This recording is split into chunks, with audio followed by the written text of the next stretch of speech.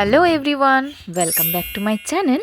আমার পৃথিবীতে আমি প্রতিমা তোমাদের আরেকটি নতুন ব্লগে স্বাগত জানাই। তো চলো বন্ধুরা, আজকের ভিডিওটি শুরু করি। আজকের ভিডিওটি পুরোটা দেখার অনুরোধ রইল, কারণ ভিডিওটি অনেকটাই সুন্দর লাগবে আমি আশা করি। কলকাতার বুকে যে এত সুন্দর একটি মন্দির আছে সেটা সত্যিই আমার জানা ছিল না।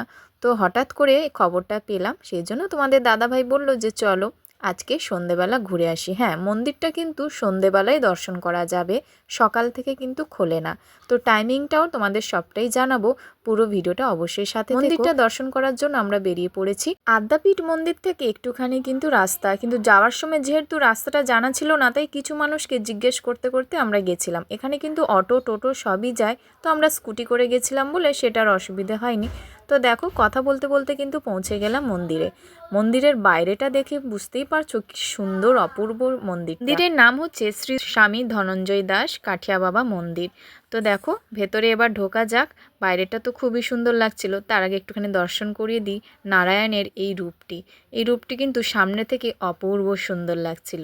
তো দেখো এখানে টাইমিংটা তোমাদের শেয়ার করলাম, বিকেল 5টা থেকে সন্ধ্যে 7:30 পর্যন্ত কিন্তু মন্দিরটা খোলা থাকবে, তারপরে বন্ধ হয়ে যাবে।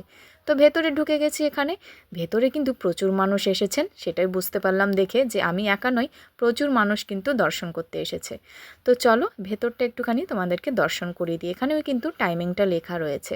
ভোলে বাবার এই মূর্তিটা বেশ সুন্দর ছিল। তারপরে দেখো একদম মন্দিরে ঢুকলে একদম ওপরেই কিন্তু রয়েছে বিষ্ণুর এই মূর্তিটি। তো চলো এবার বাকিগুলো তোমাদেরকে ঘুরিয়ে দেখাই, অবশ্যই তোমরা পুরো ভিডিওটা দেখতে থাকো।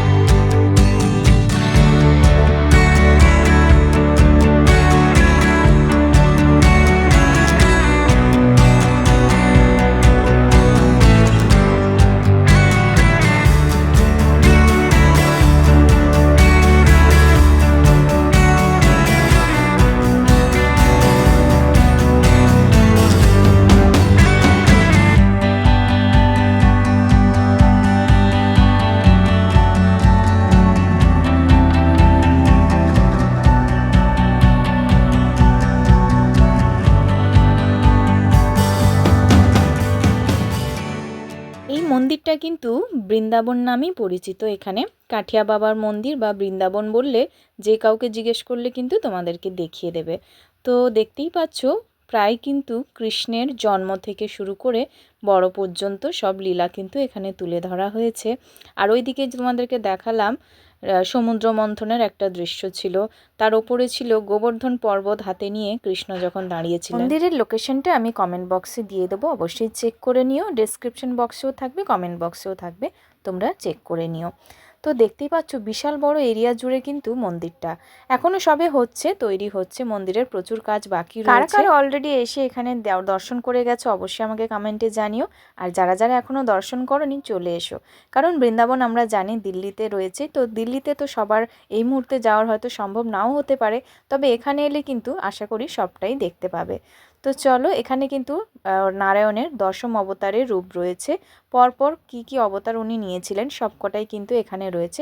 তো এটা কিন্তু দাঁড়িয়েও দেখছিলাম অনেকক্ষণ ধরে, তাই ভাবলাম ভিডিওটি তোমাদের সঙ্গে শেয়ার করি। তো এদিকে সাক্ষী গোপাল, গোপাল ঠাকুর রয়েছেন, সাক্ষী গোপাল। এদিকে সমস্ত গুরুদেব সন্ন্যাসীরা রয়েছে। এখানে বড় বড় সব মূর্তি, এই মূর্তিগুলো কিন্তু বিশাল বড় বড় রয়েছে, হনুমানজির, গণেশজির, দুর্গা ঠাকুরের মূর্তি। তো আমরা চলে এলাম পেছনের দিকে। পেছনের দিকে রয়েছে গঙ্গা। তো এইদিকে দেখো গঙ্গার মধ্যে কিন্তু লঞ্চে কীর্তন হচ্ছিল, তো সেই কীর্তনগুলো দেখছি। আমার ভিডিওটা কে কোথা থেকে দেখছো অবশ্যই একটা ছোট্ট কমেন্ট করে জানিও। আর চ্যানেলে নতুন হলে চ্যানেলটিকে সাবস্ক্রাইব করার অনুরোধ রইল এবং পাশে থাকার অনুরোধ রইল। আমরা এখন মেন মন্দিরে প্রবেশ করব। এখানে তো মনে ক্যামেরা অ্যালাউ নেই, তো এখানে সব জুতো খুলে, সব দেখো জুতো রাখা আছে, এখানে জুতো খুলে ঢুকবো।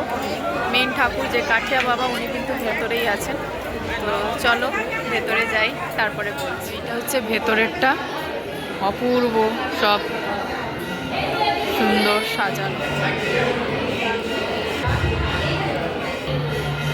তো আমরা দেখতেই পেলে ভেতরে ঢুকে গেছি। তো এখানটায় দেখো কত সুন্দর ডিজাইন করা হচ্ছে, সবে নতুন তৈরি হচ্ছে।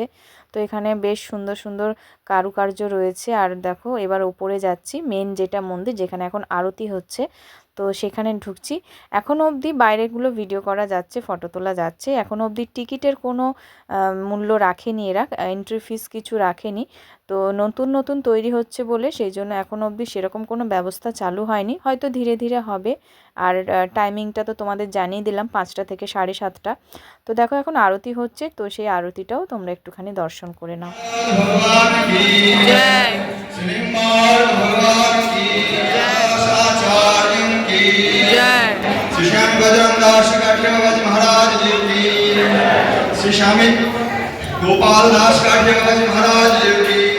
তো বন্ধুরা, আশা করছি ভিডিওটি তোমাদের খুবই ভালো লেগেছে, এবং ভালো লাগলে একটা লাইক করে এবং কমেন্ট করে জানাতে ভুলো না কেমন লাগলো। তো ভিডিওটি বন্ধুরা এখানেই শেষ করলাম, দেখা হচ্ছে আবার নতুন কোনো ভিডিওতে। ততদিন সবাই খুব ভালো থাকবে, সুস্থ থাকবে, আর এইভাবে আমার পাশে থাকবে। সবাইকে অনেক অনেক ধন্যবাদ। টাটা সবাইকে।